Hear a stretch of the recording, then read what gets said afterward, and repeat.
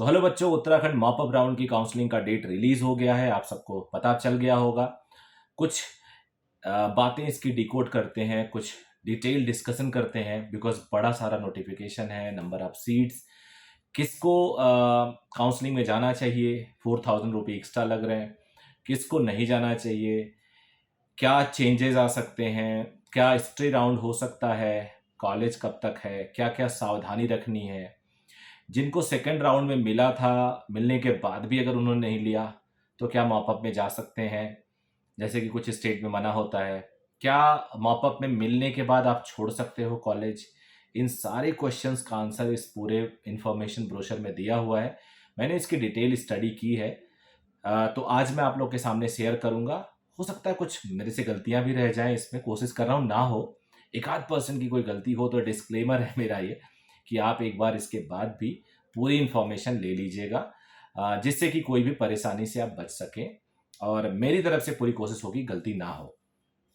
तो important dates जो mop up round की हैं वो ये है कि online registration, fees payment, choice filling by all interested eligible candidate.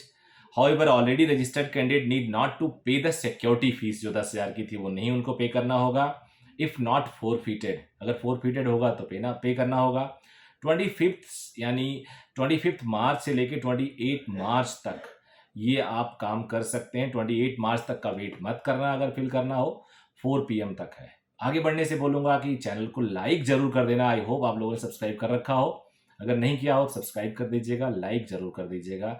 That help, इस चैनल को ग्रो करने में वो हेल्प करता है, और एल्गोरिदम भी बनाता है, बढ़ाता है, तो मुझे उससे हेल्प मिलता है।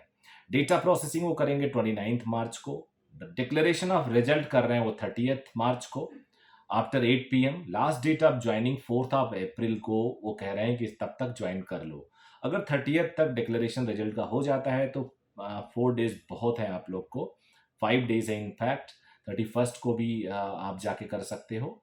तो ये पूरा का पूरा प्रोसेस है। याद रखना 1 अप्रैल को बैंक बंद होता है, बैंक में कोई काम नहीं होता, तो जो डीडी वूडी बनवाना होगा उसी अकॉर्डिंग आप पता कर लेना छुट्टी वगैरह। Stay vacancy round at concern college level का भी डिक्लेरेशन हो गया है। 5 अप्रैल को 11 AM पे है। Forwarding the list of students to college in order of merit 1:10 for filling 5th को after 3 PM। Last date of admission at college level on the basis of waiting list of mop up round registered candidate provided by the counselling board in any case 6 April तक हो जाना चाहिए। उसके बाद उन्होंने छोटे मोटे पॉइंट्स दे रखे हैं। अब मैं एक समरी पेश करता हूं कितनी कितनी सीट्स खाली हैं। तो टोटल MBBS की जो सीट्स खाली हैं वो है 87 MBBS की सीट खाली है। एक जगह उसमें कैलकुलेशन एरर मैंने देखा, किसी प्राइवेट कॉलेज में या क्या है मैं बता देता हूं, बट एक जगह मैंने कैलकुलेशन एरर देखा है, अभी मैं उसको बता दूंगा। बट मेरा जो कैलकुलेशन है, total number of MBBS seats हैं खाली 87, जिसमें प्राइवेट की सबसे ज्यादा सीट्स हैं, गवर्नमेंट की सीट सिर्फ और सिर्फ 8 सीट्स हैं, और प्राइवेट सीट स्टेट कोटा से 28 है, प्राइवेट सीट्स मैनेजमेंट कोटा से 51 है। अब मैं आपको कॉलेज वाइज सीट बता देता हूँ। गवर्नमेंट दून मेडिकल कॉलेज में सिर्फ 1 सीट खाली है। पहले तो हल्द्वानी की बात करें, कोई सीट खाली नहीं है। गवर्नमेंट दून मेडिकल कॉलेज में 1 सीट खाली है, ये SC कैटेगरी की DPW डिफेंस पर्सनल वार्ड वाली सीट खाली है, SC कैटेगरी की। अब कन्वर्जन पॉलिसी के तहत अगर कोई बच्चा इसमें DPW का नहीं होगा तो वो SC कैटेगरी के बच्चे को ऑफर कर दिया जाएगा, आप सबको पता है ये चीज। उसके बाद जो दूसरा कॉलेज है Soban Singh Jeena government institute of medical sciences and research Almora, यहाँ पे सबसे ज्यादा सीट्स खाली हैं, यहाँ पे 5 सीट्स खाली हैं। जनरल में ओपन कैटेगरी में 3 सीट्स और OBC की ओपन कैटेगरी में 2 सीट्स खाली हैं, तो कुल मिला के 5 सीट्स खाली हैं। Veer Chand Singh Garhwali government medical college and research institute Srinagar में 2 सीटें खाली हैं। जनरल 1 है ओपन में और OBC 1 है ओपन में, टोटल 8 सीट हो गई। फिर मैं समझी दे देता हूं, उसमें जनरल ओपन है 4, जनरल OBC है 3 और SC DPW है 1। DPW के चांस बनते हैं उत्तराखंड में, क्योंकि Uttarakhand is state of defence personnel बहुत होते हैं यहाँ पे, तो यहाँ पे वार्ड मिल सकते हैं, तो और नहीं मिलने पे कन्वर्जन हो जाएगा। अब प्राइवेट कॉलेज में SGRR institute of medical science medical and health sciences Dehradun में 4 सीटें खाली हैं, अनरिजर्व में 2 हैं, फ्रीडम फाइटर में एक है, 5 सीटें, यहीं पे कैलकुलेशन मिस्टेक हुआ था, तो 5 सीट्स खाली हैं। तो मेरा भी मुझे लगता है पूरा कैलकुलेशन थोड़ा सा हिला होगा, मैं अभी उसको करेक्ट कर दूंगा। जनरल में अनरिजर्व में 2, फ्रीडम फाइटर जनरल में 1, SC open 1, SC women 1। Himalaya institute of medical college Jolly Grant में 7 सीटें खाली हैं देहरादून में। Unreserved open 1, unreserved women 1, women का 1 है, एससी ओपन 2, एससी वुमेन 1 है, ओबीसी ओपन 1 है, ओबीसी वुमेन 1 है। तो कुल मिला के 7 सीट्स खाली हैं। गौतम बुद्ध चिकित्सा महाविद्यालय देहरादून में 17 सीट्स खाली हैं। अनरिजर्व ओपन में 16, अनरिजर्व वुमेन में 1। तो कुल मिला के जो सीट्स हो गई वो हो गई 29 सीट्स हो गई। और अब जो टोटल नंबर आता है वो 88 आता है। 88 सीट्स खाली हो गई हैं, ये मैंने करेक्ट कर दिया, शुरू में मैं बोल गया था 87। अब कुछ और आपको इंफॉर्मेशन दे देता हूं मैं। प्रोसेस काउंसलिंग का क्या है, काउंसलिंग का प्रोसेस। काउंसलिंग के प्रोसेस में आपको बताऊं तो मॉपअप चरण की काउंसलिंग को एलिजिबिलिटी क्राइटेरिया क्या है, अर्हता लिखा हुआ, अर्हता बोलने में बड़ा मुश्किल लगता है तो मैं एलिजिबिलिटी बोलूंगा। तो पहला, मॉपअप चरण काउंसलिंग में प्रतिभाग करने हेतु अर्हता क्या होगी, एलिजिबिलिटी क्या होगी।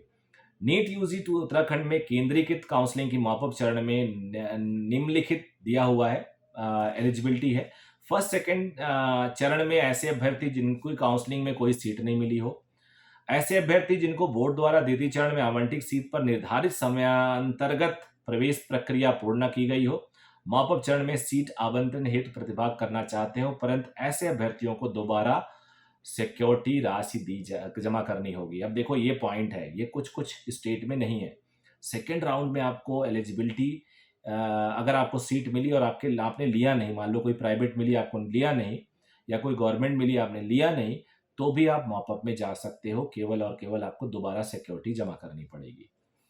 फिर तीसरा पॉइंट है, ऐसे अभ्यर्थी जिन्होंने फर्स्ट सेकंड में काउंसलिंग में पंजीकरण नहीं कराया हो और मॉपअप एवं आगामी चरण की सीट आवंटन हेतु प्रतिभाग करना चाहते हैं, यानी अभी तक किसी ने कुछ भी नहीं कराया हो तो भी वो एलिजिबल हैं।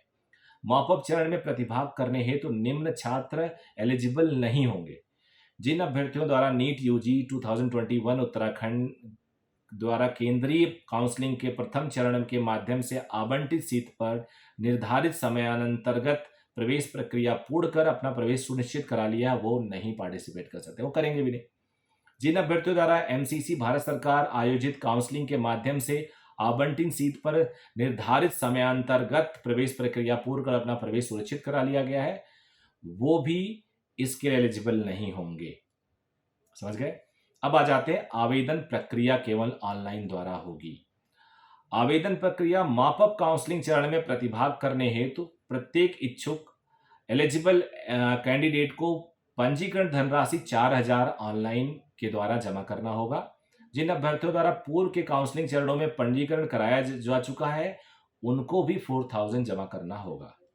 जिन अभ्यर्थियों द्वारा प्रथम चरण काउंसलिंग में निर्धारित धरोहर राशि जमा की गई है, यदि वो मॉपअप चरण में प्रतिभाग करना चाहते हैं, उन्हें विश्वविद्यालय की वेबसाइट पर जाकर स्वयं को मॉपअप चरण काउंसलिंग हेतु पंजीकरण धनराशि 4,000 जमा करवाते हुए पंजीकरण कर ऑनलाइन वांछित सूचना भरकर नवीन चॉइस फिलिंग करनी अनिवार्य होगी, यानी न्यू चॉइस आपको देना होगा और दोबारा आपको धरोहर यानी सिक्योरिटी डिपॉजिट नहीं करनी होगी। जिन अभ्यर्थियों द्वारा प्रथम चरण की काउंसलिंग में धरोहर राशि जमा की गई हो, वो यदि पूर्व में चयनित किसी कोटे, state quota, all India management quota के विकल्प में परिवर्तन करते हुए मॉपअप काउंसलिंग में प्रतिभाग करना चाहते हो तो इस हेतु उन्हें विश्वविद्यालय की वेबसाइट पर जाकर स्वयं को मॉपअप चरण काउंसलिंग हेतु पंजीकरण करना होगा, करवाते हुए नवीन कोटे के विकल्प का ऑनलाइन आवेदन फॉर्म करते हुए चयन करना होगा। तत्पश्चात वे ऑनलाइन आवेदन फॉर्म भर वांछित सूचना भरकर नवीन चॉइस फिलिंग करते हुए मॉपअप चरण की काउंसलिंग में प्रतिभाग कर सकते हैं। ऐसी कंडीशन में अभ्यर्थी द्वारा पूर्व में दी गई जमा धरोहर राशि ज्यादा है तो उसे कोई अतिरिक्त धरोहर राशि जमा नहीं करनी होगी, परंतु यदि पूर्व में जमा की गई धरोहर राशि कम है तो उन्हें चयनित कोटे हेतु निर्धारित संपूर्ण धरोहर राशि को दोबारा जमा करना होगा। यानी बड़ा क्लियर है इसका ये मतलब है, मान लो सरकार तूने गवर्नमेंट कोटे में 10,000 किया, प्राइवेट में 1 लाख है, दोबारा कर रहे हो तो 1 लाख आपको जमा करना होगा, ऐसा नहीं कि 90,000 जमा करना हो। मॉपअप चरण काउंसलिंग में प्रतिभाग करने हेतु प्रत्येक इच्छुक एलिजिबल अभ्यर्थियों को निर्धारित समयावधि में पंजीकरण करने के उपरांत ऑनलाइन आवेदन फॉर्म को भरते हुए समस्त वार्षिक सूचना नवीन चॉइस यानी न्यू चॉइस फिलिंग करना अनिवार्य होगा। अन्यथा की दशा में मॉपअप चरण काउंसलिंग में बोर्ड द्वारा सीट नहीं दी जाएगी, एलिजिबल नहीं माने जाएंगे। अगर आपने सोचा कि पुराना वाला जो सीट चॉइस है वही अगर हम करते हैं तो आप एलिजिबल नहीं माने जाओगे। यदि कोई इच्छुक एवं एलिजिबल अभ्यर्थी ऑनलाइन प्रवेश पत्र में किसी भी सूचना या मॉपअप चरण हेतु भरी गई सूचना में लास्ट डेट के पहले परिवर्तन करता है तो 500 रुपये उसको फाइन हर बार देना होगा संशोधन के लिए, करेक्शन के लिए। लेकिन लास्ट डेट के बाद वो करेक्शन नहीं कर सकता, लास्ट डेट आपको बता दिया गया है। और आप लोग फॉर्म भरने के बाद अपना प्रिंट आउट जरूर ले लें, इसमें लिखा गया है, और उससे पहले सेव कर दें। निर्धारित अवधि के अंदर सेव करना भी जरूरी होता है। हालांकि उसके बाद ऑटो लॉक हो जाता है, लेकिन सेव करना जरूरी माना जाता है। यदि ऑनलाइन आवेदन फॉर्म भरते समय अभ्यर्थी द्वारा चॉइस फिलिंग सेव करने के उपरांत लॉक नहीं किया गया तो अभ्यर्थी द्वारा भरी गई चॉइस को ऑनलाइन प्रणाली द्वारा निर्धारित समय में स्वतः यानी अपने आप लॉक कर दिया जाएगा। अभ्यर्थी ऑनलाइन आवेदन पत्र फॉर्म भरते समय चयनित कोटा राज्य ऑल इंडिया मैनेजमेंट के आधार पर चयन हेतु उपलब्ध समस्त सीटों में से ही अपनी चॉइस अपनी प्रायोरिटी के बेसिस पे भरेगा और सारी सीटों से भरना जरूरी होगा। कितने भी सीट भर सकते हो, ये कितनी बार भी बता रहा हूं, ये इस बार भी दिया गया है। मॉपअप एवं आगामी चरणों हेतु काउंसलिंग समय सारणी वो मैंने आपको बता दिया है। संस्थागत सीट मैट्रिक्स वो मैंने बता दिया है। शुल्क विवरण वेबसाइट पे दिया हुआ है। सीट अपग्रेडेशन, मॉपअप में किसी सीट का अपग्रेडेशन नहीं होता। जिनको सीट दे दी गई है they have to accept it, they have to take the admission. और अब अगर आपको सीट मिलता है तो आप प्रवेशित सीट छोड़ने का अधिकार भी नहीं है। You can't leave your seat. अब उस अगर लीव करते हो तो क्या होगा, आगे थोड़ा सा क्लियर किया हुआ है। अतः अभ्यर्थियों को यह सलाह दी जाती है कि वह संस्थान का विकल्प भरते समय अवश्य ध्यान रखें कि उन्हें उन्हीं पाठ्यक्रम सीट संस्थान का ही विकल्प चयन करें जिसमें वो प्रवेश लेने के इच्छुक है। मॉपअप चरण में बोर्ड द्वारा आवंटित सीट पर यदि कोई अभ्यर्थी प्रवेश नहीं लेता है तो उसके द्वारा जमा धरोहर धनराशि यानी सिक्योरिटी डिपॉजिट को भारत सरकार एनएमसी, एमसीसी, डीसीआई द्वारा निर्धारित मानकानुसार विश्वविद्यालय द्वारा नियमानुसार जब्त कर लिया जाएगा। ऐसे अभ्यर्थियों का नाम स्ट्रे वैकेंसी राउंड में भी सम्मिलित नहीं किया जाएगा। तो एक तरह समझ लो, अगर आपने नहीं किया तो स्ट्रे राउंड से भी गए। मॉपअप स्ट्रे राउंड में हार्डली एक आध सीट बचेगी, मुझे नहीं लगता कोई बचेगी, एक आध दो बच सकता है।